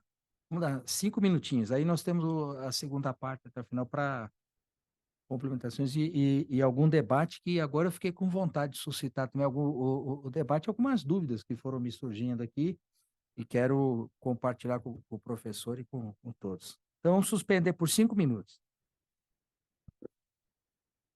Bom, vamos retornar. Tentar aqui, para iniciar algum debate, já em função do que foi dito até aqui, e já antecipo, professor Marcelo, que o objetivo de hoje, o objetivo nosso da EMAG foi plenamente atingido, porque como eu disse no início, nós temos trabalhado aqui com a premissa de trazer temas que levem à reflexão, que levem as pessoas a pensarem um pouco mais sobre aquilo que fazem, qual o sentido do que estão fazendo e para que estão fazendo, e como fazê-lo melhor. Então, isso já foi plenamente alcançado. Eu fiz aqui umas anotações, só vou, a título de provocar o debate e, eventualmente, o aprofundamento do tema. Eu achei bastante interessante a ideia da jurimetria e a metáfora de ser a medicina, o direito de ser a medicina do convívio e, e a busca de soluções para os problemas que surgem. Mas não sei se compreendi errado, mas num determinado momento o senhor disse que não adianta buscar segurança jurídica no Poder Judiciário. Essa frase me preocupa um pouco, porque foi justamente o que sempre acreditei, lembro até o professor Marcato, lá na faculdade, que dizia, não adianta buscar justiça. Ele dizia, olha, o que se busca no judiciário é a segurança jurídica, a segurança da coisa julgada, para a solução, pacificação do conflito. Isso muito antes até de se trabalhar a ideia da conciliação, busca do... Hoje é a grande coqueluche, a conciliação, evitar a judicialização do conflito. Mas, assim, ao longo quando o senhor falou também da polarização judiciária e a especialização, e falou das assimetrias das decisões,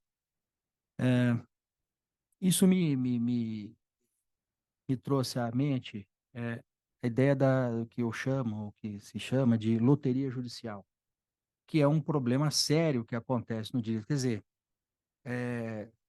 me recordo também, por exemplo, na área penal, e vou depois puxar a sardinha para minha brasa, e o professor começou, quando ele falou da condenação, da confirmação de condenação em segundo grau, jurisdição,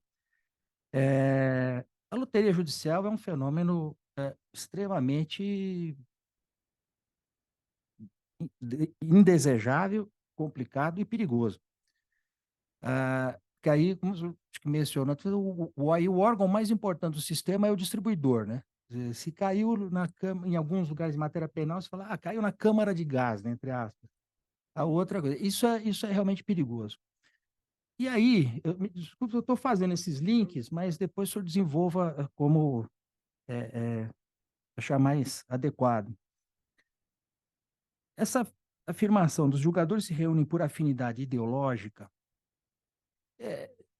não sei, eu fico pensando muito na nossa casa aqui e pensando muito especificamente, pelo menos neste quadro que vivemos, nessa quadra que vivemos, das composições. Nós temos duas turmas criminais e eu não diria que temos discrepâncias ideológicas. Eu até diria, na 11ª turma que eu integro, e que atualmente presido hoje, existe diferenças ideológicas internamente. Mas nós buscamos soluções, assim, às vezes até abrindo mão de algum entendimento pessoal dentro de algum ponto, para buscar justamente uma estabilidade jurisprudencial que leve a uma segurança e uma possível previsibilidade também, porque pensamos nós, né, integrantes, que a justiça ela tem que ter uma certa previsibilidade, não pode ser puramente aleatório. É lógico que a análise dos fatos, a valoração dos fatos vai ser feita assim, mas na interpretação do direito posto e no direito penal, isso é essencial, precisa haver uma certa previsibilidade. E abro um parênteses para dizer por quê. Porque essa variação jurisprudencial, e especialmente quanto à dosimetria da pena no direito penal, é deletéria. Eu fiz anos atrás um trabalho para tentar, porque nós temos aqui também uma peculiaridade no Poder Judiciário Federal, na Justiça Federal, nós temos um grande número de réus estrangeiros sem vinculação com o país, e mais especificamente no tráfico transnacional de drogas. Então, nesse trabalho que eu havia feito com o colega Alessandro de Aféria, nós fomos em vários consulados conversar qual era a assistência jurídica que as pessoas recebiam, etc, etc. E lá no consulado até foi da África do Sul, aqui próximo, me foi feita uma pergunta para a qual eu não tinha resposta, que era a seguinte: qual o critério de definição de pena? Porque você tem o sujeito que é pego com, sei lá, vou chutar aqui o número, não lembro mais o número que ele disse na época, mas é assim, é pego com 3 quilos de cocaína na Justiça Federal e recebe uma pena X. Na Justiça Estadual, o outro foi pego com menos quantidade de droga e recebeu uma pena 2 vezes maior. E os dois estão lá no presídio. Como explicar isso para essas duas pessoas? E qual é o critério? Isso causa uma perplexidade. Isso, fecha parênteses nesse ponto, para lembrar, para voltar a um outro ponto, que é o seguinte: eu até gostaria de ter uma pesquisa no nosso tribunal aqui, mas uma percepção que eu tive e que compartilhei com alguns colegas é a seguinte: nós temos, na minha, não é exato, mas a percepção que tenho é que a maior parte, e aí talvez tivesse que ser feito esse recorte na pesquisa que foi feita no Tribunal de Justiça de São Paulo. A percepção que tem aqui é que a grande maioria das sentenças ela é confirmada no que toca ao juízo de mérito da imputação. O que significa materialidade, autoria e elemento subjetivo do tipo. Porque a sentença criminal, isso que talvez aí até fique uma proposição, porque os estudos no que toca direito penal não podem ser semelhantes ao que se faz em direito na área civil, vamos chamar no âmbito geral. Porque uma sentença penal, ela tem, na verdade, são duas sentenças. Primeiro, uma sentença de mérito da imputação, que é a que eu mencionei agora, materialidade, autoria e elemento subjetivo. E uma outra sentença, que é a sentença de dosimetria da pena, a fixação da pena. Na língua inglesa, isso é muito claro, e até separadamente, no sistema procedimental norte-americano, o procedimento é diferente. Existe o judge, to judge é uma coisa, e to sentence é outra. Quando se fala judge, é o julgar nessa primeira posição, e o sentence é a fixação da pena, a dosimetria da pena. E na dosimetria da pena, a percepção que nós tivemos é que a grande maioria era alterada em algum ponto. Isso fez até com que, no âmbito da escola, eu e uma outra colega, hoje desembargadora federal Renata Lutufo, nós fizemos um curso de dosimetria da pena fechado apenas para os juízes, para discutir esses critérios. E foi muito interessante. E lhe digo uma coisa: nós fizemos um exercício em que havia a criação de 5 casos, quer dizer, os grupos eram divididos e tinham que criar 5 situações para a dosimetria da pena. Isso era passado para outros grupos, aleatoriamente, sem saber quem tinha feito, quem ia fazer, e aí o trabalho era feito com um modelo tipo da pena. Aquele grupo criou o caso e qual é a pena aplicável para esse caso. Em 5 situações diferentes, 5 fatos. Era dividido individualmente, era um exercício individual na outra semana apresentarem. E aí, aquele grupo que criou o caso, fazia a revisão da pena. Aí eles não sei qual é o papel que ocupa o tribunal nesse ponto. Bom, para nossa surpresa, eu achei que isso não pudesse acontecer, nós não tivemos, em nenhum dos casos, 2 penas iguais. Isso nos chama a atenção por vários motivos e para várias consequências.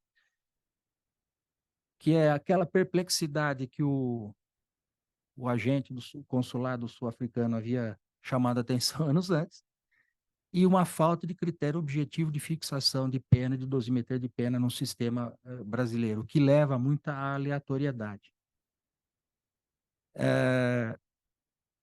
que é fator também de insegurança jurídica. E fator de insegurança jurídica, que esse caso da discussão que se estabeleceu no Supremo Tribunal Federal e em toda a sociedade,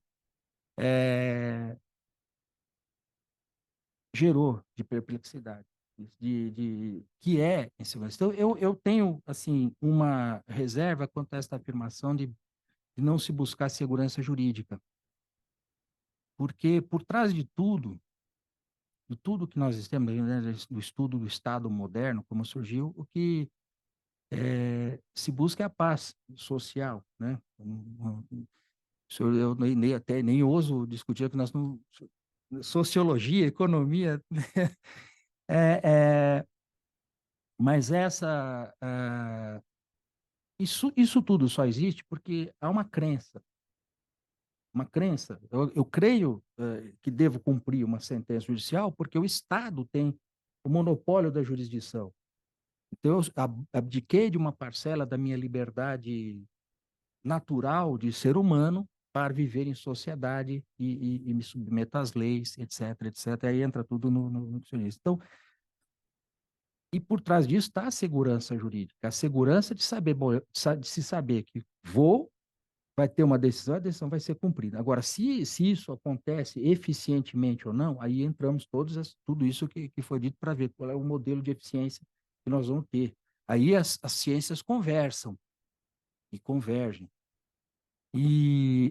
Mas esse é um fator, enfim, que me preocupa bastante. E quanto à especialização, outro ponto para eu gostaria de pôr a debate, para reflexão, nós aqui tivemos em São Paulo, até algum tempo atrás, em matéria penal, e me perdoe, continuo nesse campo, varas especializadas em crimes contra o sistema financeiro nacional e lavagem de dinheiro. Eram duas, depois foi especializada uma terceira vara, a segunda, a sexta e a 10ª. E mais recentemente, toda essa especialização, ela na verdade se estendeu a todas as demais varas, porque ao longo de vários anos se percebeu uma certa ineficiência no sistema. E aí, eu não vou entrar em detalhes do porquê dessa ineficiência, etc., mas eu gostaria de contar um pequeno dado histórico e até mencionado pelo senhor, assim, en passant, que é a questão do crime organizado, que me recordo que logo depois, e aí, a especialização em lavagem de dinheiro, etc., que isso até era uma exigência de organismos internacionais, de ter uma melhor eficiência nisso, mas veio a ideia de se especializar em organização criminosa, em crimes praticados por organizações criminosas. Primeiro, quando isso foi feito, na época não havia nenhuma definição de organização criminosa. Segundo, eu me recordo isso foi levado ao Conselho da Justiça Federal pelo ministro Gilson Dipp, saudoso ministro Gilson Dipp, amigo que já faleceu, e eu falei a ele, ministro, isso não dá certo, porque organização criminosa não é especialização. Porque você pode ter uma organização criminosa especializada nos crimes contra o sistema financeiro nacional, narcotráfico, tráfico de órgãos humanos, tráfico de pessoas, de pedofilia, enfim, uma organização criminosa voltada a roubo a banco. Então, não roubo a banco, não se pode especializar no que é geral, porque ela serve para qualquer coisa. Então, e de outro lado, né, isso é um pequeno dado histórico, de outro lado também, o problema da especialização demasiada no âmbito penal, levar à criação de superjuízes. Aí, eu nem vou entrar no campo do juiz das garantias, não vou, mas de fato, ao longo dos anos, se nós observarmos, onde houve problemas envolvendo juízes federais com competência criminal, os problemas estavam localizados nas varas especializadas. Basta observar, no âmbito da Justiça Federal foi assim. Qualquer lugar, seja aqui na terceira região, seja na quarta região, na segunda região, foi em varas especializadas. Então, isso eu penso que deva também ser levado em consideração. Então, daí, feito esse relato, isso tudo do meu pensamento ao longo da sua explicação, da sua aula, e aí eu volto a bola. Como lidar com tudo isso? Qual a visão disso tudo? E o que podemos fazer para melhorar o nosso sistema? Bom, doutor Nino, primeiro eu queria agradecer eu separei em 2 pontos aqui, que é a questão da segurança jurídica, a questão da especialização. Eh Todas as colocações são corretas, eu considero absolutamente corretas. Alguns dos pontos que foram endereçados, inclusive, a gente tem as mesmas preocupações e, claro que no pouco tempo que a gente teve na primeira parte é difícil de endereçar tudo, mas, assim, muito bem colocado e é uma oportunidade para eu tentar rapidamente, talvez, explicar melhor o que eu quis dizer. Eu acho que não há de fato uma divergência de base. Eu concordo que a função do sistema, toda a função do sistema jurídico é de pacificação, e a pacificação ela advém da segurança, né, de você ter um conjunto de regras e de orientações, claras sobre como se comportar. Eu acho que talvez eu tenha me expressado mal. Quando, quando eu digo que, eh, não adianta procurar no judiciário, a segurança jurídica. Eu estou me referindo muito às críticas que todos os operadores do direito, advogados, juízes, promotores, eles recebem por terem posicionamentos, pelo fato da gente estar inserido num debate, né, porque no fundo as pessoas quando elas buscam a segurança jurídica, é como se elas não quisessem, elas não ficam confortáveis em encontrar dentro do judiciário discussões, incerteza, no sentido de que há divergências, as pessoas estão debatendo, né. Eh o direito, ele tem 2 partes, ele tem uma parte material e ele tem uma parte processual, as regras, né. As regras materiais, elas são regras de segurança, de promoção da segurança. As regras processuais, elas podem ser interpretadas como uma espécie de garantia da discussão e, consequentemente, de manutenção da incerteza, né, no sentido de, não digo manutenção da incerteza, mas de, permitir que pressupor que todo mundo pode ter razão. Vamos colocar assim. Então, que existem 2 potenciais razões em discussão e que elas têm que ser preservadas até o fim do processo. Então, se o juiz prejulga, ele tem que ser afastado, né. Se tem uma parte deduzindo pretensão contra alguma coisa que evidentemente é errada, ela tem que ser sancionada, litigância de má-fé. Então,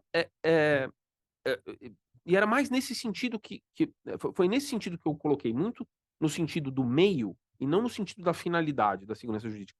É um pouco para usar, para estender a metáfora da medicina, é como se alguém entrasse num hospital e falasse: "Ué, vocês estão dizendo aqui que vocês são promotores da saúde, mas só tem gente doente dentro do hospital". Você fala: "Pois é, essa é a nossa função". Quando você entra no judiciário, você vai encontrar, advogados discutindo entre si, né, juízes, potencialmente divergindo. Você tem os recursos, porque você pressupõe que a possibilidade de recorrer, de que aquela questão pode ser vista sob um outro ponto, né, de uma outra maneira, mas no final, acho que acho que esse é o ponto, que, se eu bem entendi, que é a sua preocupação, né, do porquê que nós estamos aqui, por que que o sistema funciona desse jeito, eu concordo. É pacificar, é você estender a discussão por um período razoável, mas em algum momento, no momento de maturação, você convergir para a segurança. A grande tragédia disso tudo é que os nossos pacientes, quando eles ficam saudáveis, eles vão embora e só ficam os doentes dentro. Então, assim, no fundo, eu falo, não adianta procurar a questão de não tente encontrar, não tente enxergar a segurança nesse sentido, eh eh eh, no sistema, é porque usualmente dentro dos hospitais você vai encontrar gente doente. Os pacientes que foram curados estão todos em casa. Então, os casos que, foram prevenidos pela nossa principal função, que é difundir a segurança jurídica, eles não devem entrar no sistema, eles têm que ser resolvidos pela própria sociedade. Foi, esse um ponto, né, o ponto que eu quis dizer. Então, não critique os advogados por divergirem, não critique, a jurisprudência por ter duas correntes, isso é um pouco intrínseco dela, né. Então, assim, o momento é que nos casos futuros você não vai ter uma única corrente, você vai deixar de ter a disputa. Essa é a lógica do sistema. Agora, o nosso objetivo conjunto de todos os operadores é evidentemente o de, construir essa segurança social, de pacificar, de unificar as decisões. Eh, a questão da loteria, judicial, ela, de fato, ela não é, ela não é desejável, ela é algo a ser combatido. Então, quando a gente olha e vê o sorteio prevalecendo mais do que outros aspectos, é algo que causa, um profundo desconforto em todos nós. Então, eh eh, eu concordo que até quando a gente endereçou essa questão no estudo da eficiência da pena de segundo grau, de você começar a cumprir aqui no segundo grau, já a dar cumprimento de pena a partir do segundo grau, uma das nossas preocupações era essa, né. O que, o ponto, né, que foi ali trabalhado, ele diz, mais respeito ao fato de que, enquanto a discussão não está amadurecida, existe um ponto, acho que talvez nisso a gente concorde com certeza, assim, com tranquilidade, é que existe um ponto de maturação, em que você tem que permitir que as divergências se manifestem, que as correntes se manifestem, para você poder pacificar no momento seguinte. E nesse interregno, é meio que inevitável. Se você tem duas correntes, pega o caso da Uber, por exemplo, se você tem um duplo entendimento, né, dentro da Justiça do Trabalho, a gente vem tendo uma discussão dentro do TST, né, a respeito disso. Eh eh, você tem um racha dentro do tribunal, você tem uma divisão em que metade entende que há relação empregatícia e metade entende que não há. É claro que nesse cenário, um sorteio vai definir a situação do reclamante, infelizmente, né. Até que ponto? Até o ponto em que ou o tribunal pacifique a questão, e aí precisa ver se os próprios desembargadores e ministros estão suficientemente confortáveis para ter essa definição, como, o senhor bem colocou, doutor Nino, de abrir mão da sua posição individual e falar: "Bom, agora a gente tem uma posição institucional", ou não, se essa discussão é uma discussão em andamento, se a gente tem que esperar uma lei congressual. Então, eh eh, essa eu acho que é um pouco do funcionamento. E meu ponto aqui é simplesmente assim, dar uma ênfase nesse processo, no meio em que a discussão, se desenvolve e como nessa discussão a gente tem que preservar a possibilidade de esgotamento de todos os pontos de vista que estão sendo trazidos ao tribunal. Quando, doutor Nino, o senhor coloca a questão das drogas, sabe que a questão da quantificação de pena e da quantificação de drogas é algo que aparece assim, eu não sei, semana retrasada, o ministro Alexandre de Moraes proferiu um voto na questão da É, legalização do uso, né. 60 gramas. Exatamente, que é um estudo nosso. Então, o estudo que ele cita ali, e nós não demos as 60 gramas, só para o que nós fizemos ali foi, um levantamento de 2 milhões de autos circunstanciados de flagrante para entender o perfil com que as pessoas que eram flagradas, em que a única prova era o porte da droga, como é que havia classificação, né. E de fato, o que o ministro Alexandre fala ali no voto dele, que foi o que nós detectamos no estudo, é verdade, assim, tem você tem a influência de vieses ou de fatores não objetivos na hora de fazer a qualificação. Então, quando o policial oficial em campo, ele faz a classificação só com base na droga, se o flagrado é preto ou pobre, ele ele sofre critérios muito mais rígidos. Então, assim, uma quantidade menor de droga, converge para o tráfico. Sendo que você tem uma pessoa com o meu perfil, por exemplo, ele tem uma resiliência muito maior nessa classificação. Daí a preocupação em, em fixar esse limite. E isso, por exemplo, conversa com pesquisas feitas nos Estados Unidos. Tem uma história muito interessante sobre essa, esse caso que o senhor comentou, doutor Nino, sobre criar os grupos e terem penas diferentes é muito interessante, né, porque é um quase experimento, isso é muito interessante de ser feito. Isso daria um belíssimo paper acadêmico para ser debatido. E isso acontece no mundo inteiro. Nos Estados Unidos, saiu uma pesquisa também antiga, lá era acho que no final dos 1980, se não me engano, que mostrava, isso que a gente chama de volatilidade judiciária. Pessoas flagradas na mesma condição sofrem consequências jurídicas muito diversas. Então, você tinha lá sujeitos, flagrados nos Estados Unidos cometendo o mesmo ato antijurídico, o mesmo ilícito, um tomava 4 anos, o outro 40. E a pesquisa criou um mal-estar muito grande, como criou um mal-estar grande a nossa, que detectou você sendo qualificado como usuário ou traficante, que muda completamente o tratamento jurídico que você tem. E aí os americanos fizeram qual foi a solução que eles deram? Um mecanismo que existe até hoje que chama Judicial Guideline. Então o juiz ele qualifica, ele preenche uma ficha e o cálculo da pena, ele é feito através de um modelo previamente estabelecido pelo braço da justiça persecutória. E o que aconteceu com esse caso? Foi interessante a discussão, porque entraram com uma ação de inconstitucionalidade perante a Suprema Corte Americana, dizendo: "Olha, tem um problema aqui no judicial agora, que quem tá fazendo o sentencing não é um juiz, é uma pessoa que eu não sei quem é e eu não tenho como falar com ela, Gera injustiça. e gera injustiça. Então, como é que faz? Né, porque eu tenho direito a acesso a um juiz, e eu não tô tendo, porque tem um burocrata lá dentro, né, que inacessível, que eu não consigo articular e falar: "Tá errada a minha fixação de pena". Porque quando o Judicial Guideline, ele é um caso de interessante impacto regulatório, porque ele entrou em vigor, a volatilidade judiciária praticamente desapareceu, quando ela foi medida depois, mas teve um custo. Tipo assim, eu não consigo conversar com a pessoa, hã. E aí vai para a Suprema Corte, a Suprema Corte fala: "O Judicial Guideline não é inconstitucional, a obrigatoriedade é". Então eles mantiveram a estrutura de preenchimento de ficha, vamos dizer assim, pra você tabelar o caso e calcular a pena, mas o juiz poderia ou não aplicar, e ao não aplicar ele pode justificar.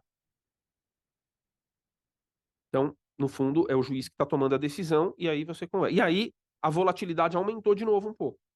E a gente cai na questão da insegurança jurídica de novo.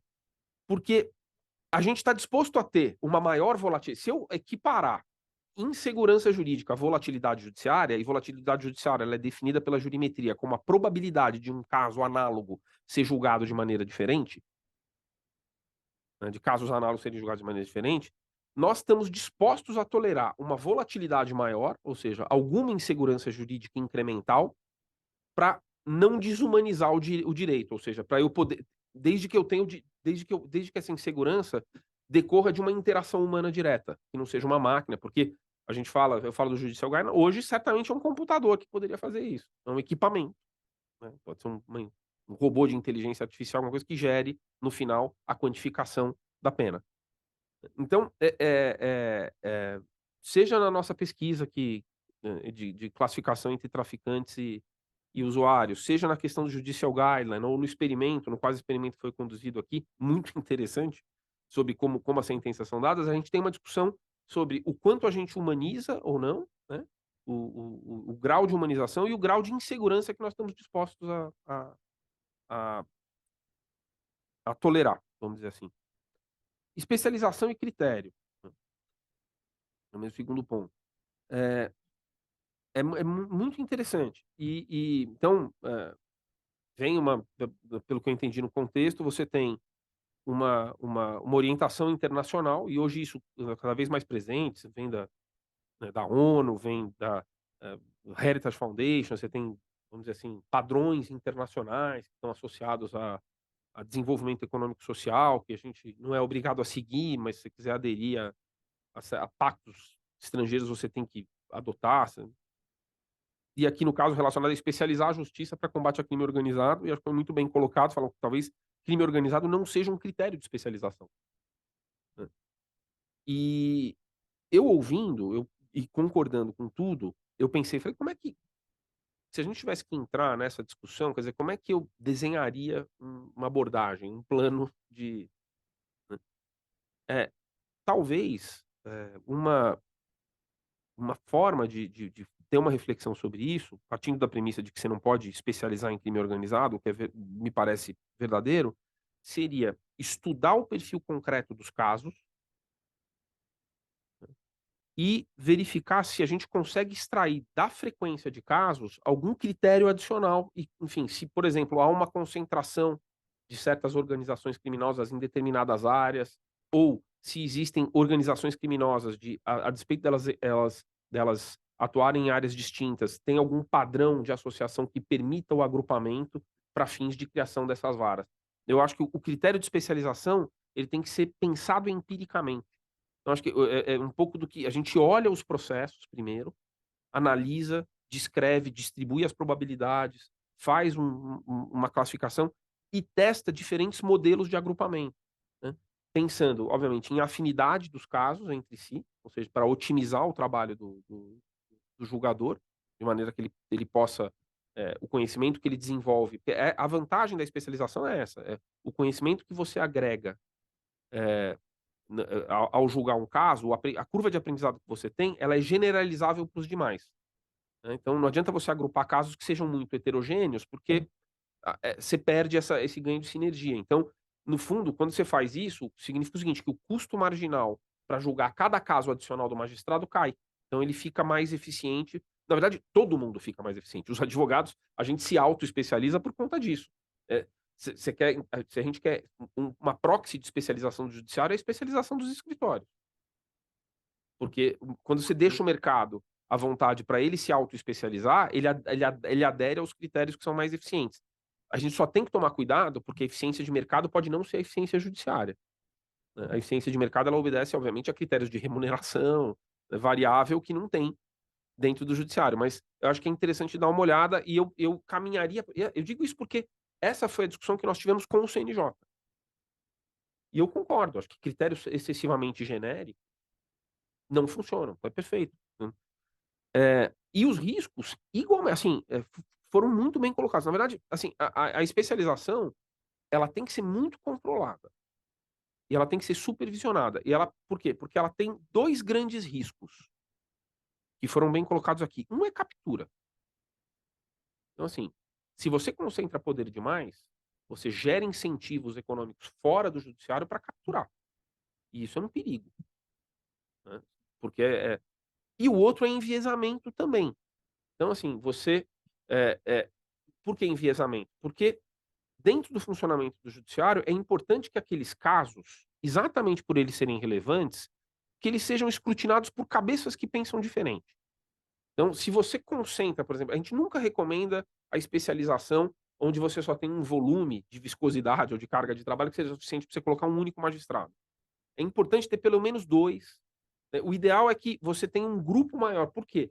Exatamente por conta da necessidade de você ter um ambiente de amadurecimento das discussões, pontos de vista distintos, né, que vão sendo combinados. Então, tanto captura como enviesamento são 2 riscos muito grandes que têm que ser não só pensados na concepção da especialização, mas eles têm que ser, objeto de uma supervisão constante.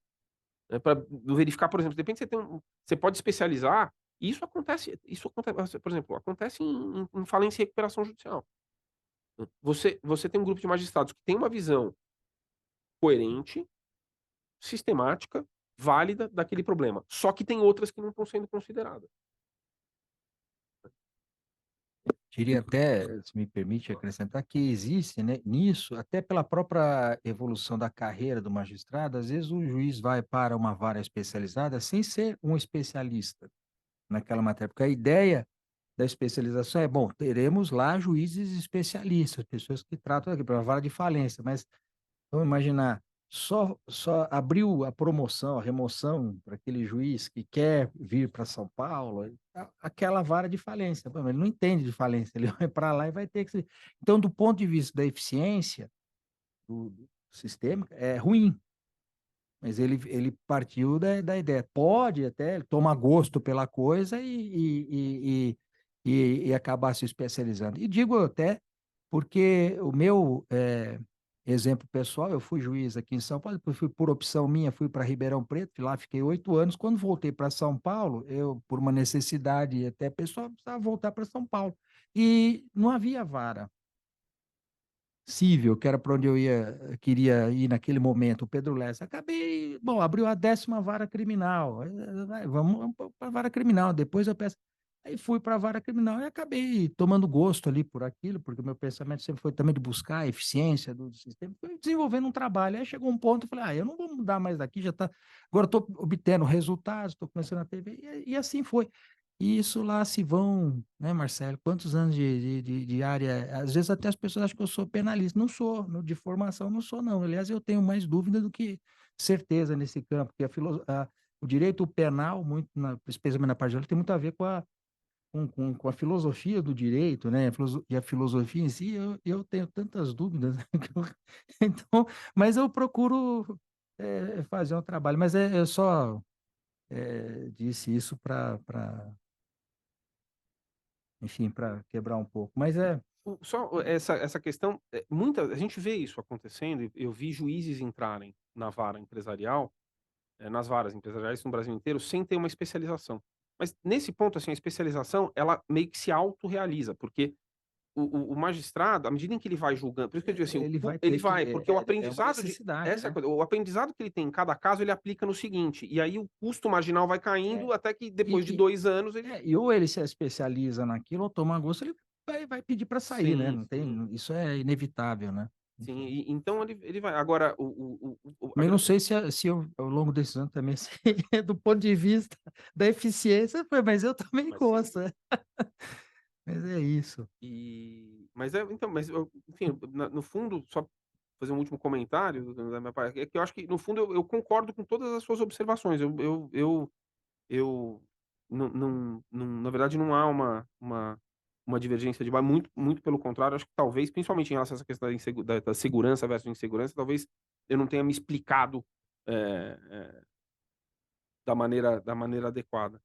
Não, mas Mas é isso. foi bom até para esclarecer, porque eventualmente isso poderia ter gerado alguma dúvida interna. A conclusão que chego, nós temos muito para avançar nesse assunto, e já fica, já de antemão, professor Marcelo, o convite para voltar aqui, para a gente debater eventualmente alguma coisa mais específica, e já estou com uma ideia aqui para um próximo curso da EMAG, né, Marcelo? E o professor Marcelo já vai ser convidado.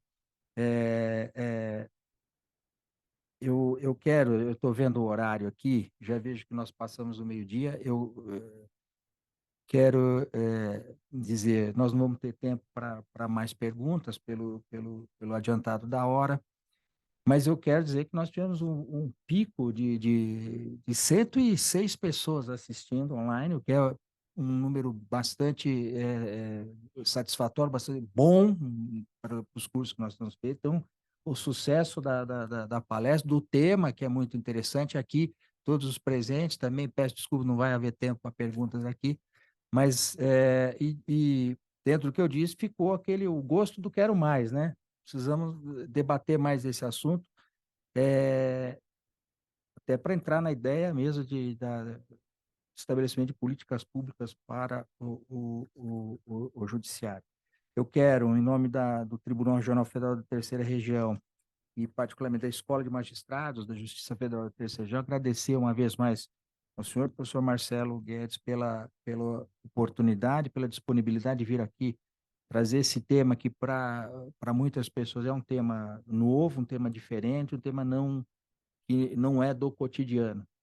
Não é do cotidiano de estudo, mas é do cotidiano, sim, porque tudo, a nossa base empírica, ela é fundamental para isso tudo. E a importância de que um estudo mais sistemático disso, o CNJ vem fazendo isso, sem dúvida nenhuma, o senhor mencionou, mas assim, especificamente aqui do nossa região, algo para aprimorar o que vem sendo feito. Então, com estas palavras, eu agradeço a sua presença, parabenizo pela palestra e declaro encerrado o nosso seminário de hoje. Muito obrigado.